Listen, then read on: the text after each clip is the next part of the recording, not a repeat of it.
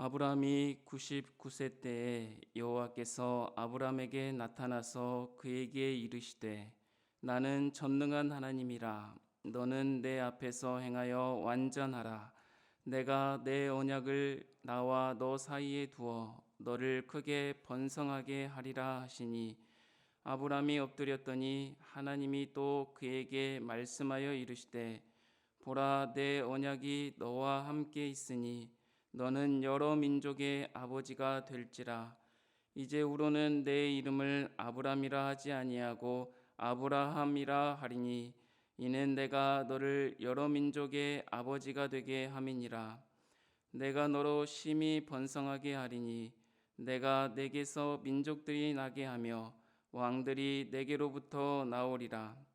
내가 내 언약을 나와 너 및 내 대대 후손 사이에 세워서 영원한 언약을 삼고 너와 내 후손의 하나님이 되리라. 내가 너와 내 후손에게 내가 거류하는 이 땅 곧 가나안 온 땅을 주어 영원한 기업이 되게 하고 나는 그들의 하나님이 되리라. 하나님이 또 아브라함에게 이르시되 그런즉 너는 내 언약을 지키고 내 후손도 대대로 지키라. 너희 중 남자는 다 할례를 받으라. 이것이 나와 너희와 너희 후손 사이에 지킬 내 언약이니라. 너희는 포피를 베어라. 이것이 나와 너희 사이의 언약의 표징이니라. 너희의 대대로 모든 남자는 집에서 난 자나 또는 너희 자손이 아니라 이방 사람에게서 돈으로 산 자를 막론하고 난 지 8일 만에 할례를 받을 것이라. 너희 집에서 난 자든지 너희 돈으로 산 자든지 할례를 받아야 하리니, 이에 내 언약이 너희 살에 있어 영원한 언약이 되려니와. 할례를 받지 아니한 남자 곧 그 포피를 베지 아니한 자는 백성 중에서 끊어지리니 그가 내 언약을 배반하였음이니라. 하나님이 또 아브라함에게 이르시되 내 아내 사레는 이름을 사레라 하지 말고 사라라 하라. 내가 그에게 복을 주어 그가 내게 아들을 낳아주게 하며 내가 그에게 복을 주어 그를 여러 민족의 어머니가 되게 하리니 여러 민족의 여러 왕이 그에게서 나리라. 아브라함이 엎드려 웃으며 마음속으로 이르되 100세 된 사람이 어찌 자식을 낳을까? 사라는 90세니 어찌 출산하리요 하고, 아브라함이 이에 하나님께 아뢰되 이스마엘이나 하나님 앞에 살기를 원하나이다. 하나님이 이르시되 아니라, 내 아내 사라가 내게 아들을 낳으리니 너는 그 이름을 이삭이라 하라. 내가 그와 내 언약을 세우리니 그의 후손에게 영원한 언약이 되리라. 이스마엘에 대하여는 내가 내 말을 들었나니 내가 그에게 복을 주어 그를 매우 크게 생육하고 번성하게 할지라. 그가 12두령을 낳으리니 내가 그를 큰 나라가 되게 하려니와. 내 언약은 내가 내년 이 시기에 사라가 내게 낳을 이삭과 세우리라. 하나님이 아브라함과 말씀을 마치시고 그를 떠나 올라가셨더라. 이에 아브라함이 하나님이 자기에게 말씀하신 대로 이날에 그 아들 이스마엘과 집에서 태어난 모든 자와 돈으로 산 모든 자 곧 아브라함의 집사람 중 모든 남자를 데려다가 그 포피를 베었으니, 아브라함이 그의 포피를 벤 때는 99세였고 그의 아들 이스마엘이 그의 포피를 벤 때는 13세였더라. 그날에 아브라함과 그 아들 이스마엘이 할례를 받았고 그 집의 모든 남자 곧 집에서 태어난 자와 돈으로 이방 사람에게서 사온 자가 다 그와 함께 할례를 받았더라. 아멘. 16장과 17장 사이는 13년이라는 결코 짧지 않은 시간의 간격을 보여주고 있습니다. 86세에 아브라함이 이스마엘을 낳고 13년이 흘렀으며 이제 아브라함의 나이가 벌써 99세가 되었습니다. 13년의 세월 동안 어떤 변화가 있었는지 성경은 이야기하고 있지 않지만 우리는 하나님의 말씀을 염두에 두고 살펴볼 수 있을 것 같습니다. 첫 번째, 아브라함에게는 외적인 변화가 있었던 것으로 보입니다. 아브라함이 이제 곧 100세를 눈앞에 두고 있습니다. 그것은 이제 인간적인 힘으로는 더 이상 아이를 갖기에 불가능한 나이가 되었고, 아브라함이 당시 86세 때 여종 하갈을 통해 낳은 이스마엘이 성장했으며, 이스마엘을 통해 아마 아브라함은 또 사레는 행복했을 것입니다. 그리고 삶의 모든 부분이 13년 전에 비해 안정되고 순조롭게 진행되어 가는 것처럼 보였을 것입니다. 하나님의 약속을 잃어버리고 현실에 안주할 때 환경은 편안하고 편리할진 모르겠지만 그의 마음은 결코 편안하지 않았을 것 같습니다. 그의 마음은 어떤 변화가 있었을까 한번 생각해 보았습니다. 13년간의 하나님과의 교제가 단절된 것처럼 보입니다. 이를 통해 언약의 말씀이 잘 진행되고 있는지, 하나님께서 아브라함 자신에게 말씀하신 그 언약이 잘 진행되고 있는지에 대한 의문과 불안이 문득문득 그를 감쌌을 것 같습니다. 이제는 현실에 안주한 채 무뎌진 자신의 모습을 바라보며 이스마엘을 통하여서 가정은 행복하고 가정은 풍요로워졌을진 모르지만 자신의 그 영적인 모습을 바라보며 더욱 두려워했을 것 같습니다. 사랑하는 성도 여러분, 하나님 없이 살아가는 인생은 그렇습니다. 두려움이 찾아오고 그 두려움이 하나님이 우리에게 약속한 그 약속의 말씀을 자꾸 어기며 살아가게 하는 것 같습니다. 그러던 아브라함에게 13년 만에 나타나신 하나님께서는 언약을 다시 한번 기억나게 하시고 다시 한번 확증해 주는 모습의 말씀을 우리에게 주고 계십니다. 오늘 아브라함에게 나타난 하나님이 어떤 하나님인지, 그리고 우리는 어떻게 말씀 안에서 살아가야 하는지 살펴보는 귀한 시간 되기를 소망합니다. 13년 만에 나타난 아브라함에게 나타나셔서 하나님은 자신을 전능한 하나님이라고 말씀하고 있습니다. 우리 함께 1절 다 같이 한번 읽어보도록 하겠습니다. 1절입니다.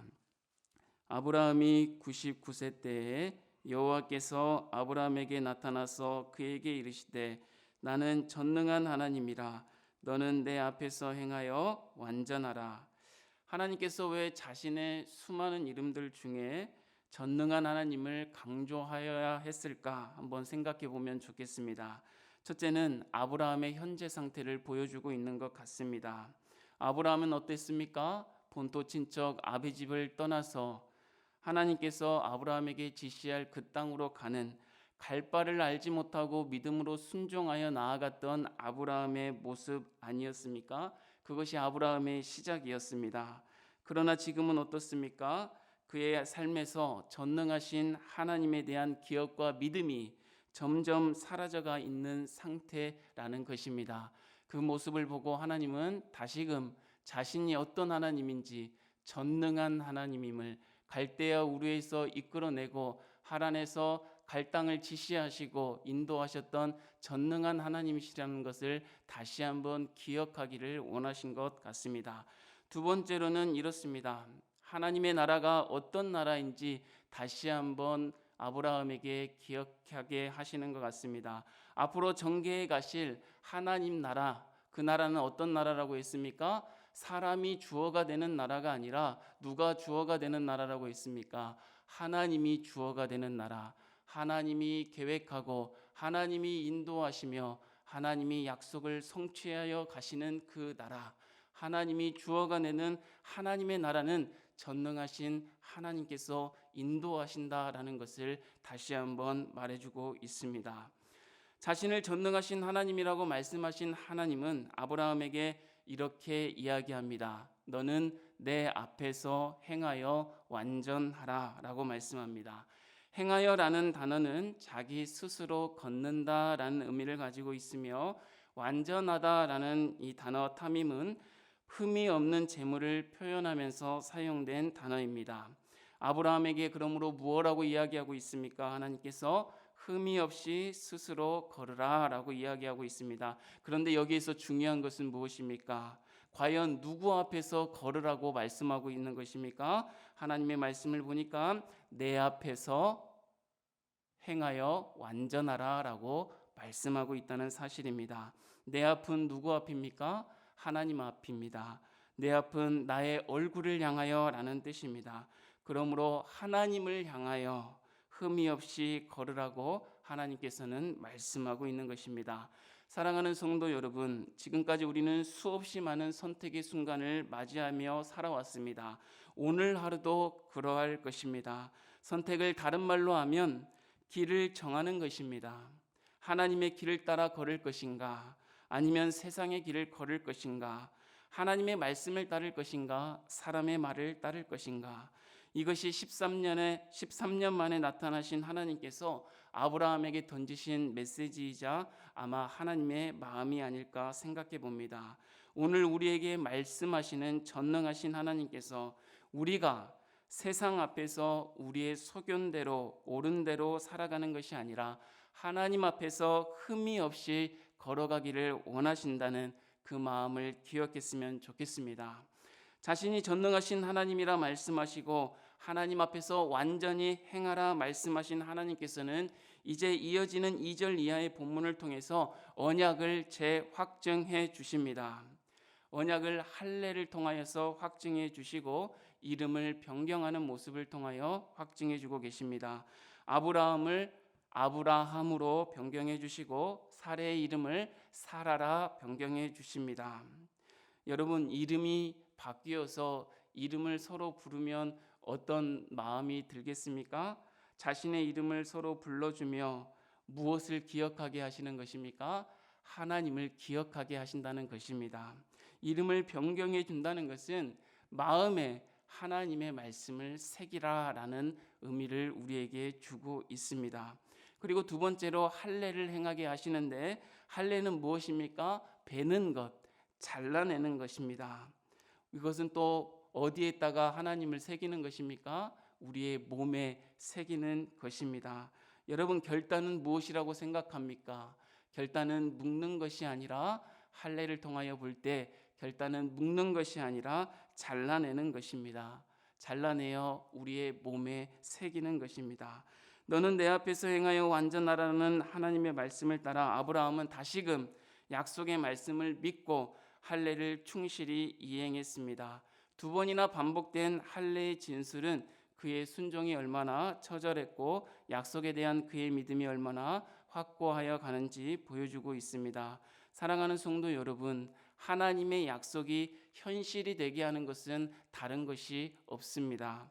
약속이 현실이 되게 하는 것은 다시금 순종하는 것입니다. 하나님 앞에 우리가 때때로 불순종하고 하나님의 마음을 때때로 이어가지 못하고 우리의 마음대로 살아갔을지라도 다시금 하나님 앞에 엎드리고 다시금 하나님 앞에 그 하나님의 말씀에 순종해 나갈 때 하나님의 약속은 우리를 통하여서 현실이 되게 하실 것입니다. 그러므로 삶 속에서 우리가 잘라내어야 하는 것이 무엇이 있겠습니까? 끊어내야 하는 것이 무엇이 있겠습니까? 잘라내고 마음에 새기는 순종의 삶이 하나님의 약속이 현실이 되게 할 것이라는 것을 믿고 오늘도 하나님 앞에 한 걸음 한 걸음 나아가며 하나님 앞에 완전히 행함으로 하나님의 약속이 여러분의 삶에 현실이 되게 하기를 주님의 이름으로 축복합니다. 하나님 아버지, 감사합니다.